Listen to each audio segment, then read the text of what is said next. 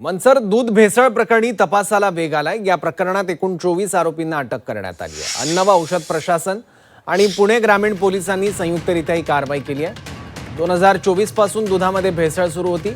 राज्यातील अहिल्यानगर, सांगली, जालना, पुणे ग्रामीण यासारख्या अनेक जिल्ह्यांमध्ये या दुधाचं वितरण केलं जात होतं।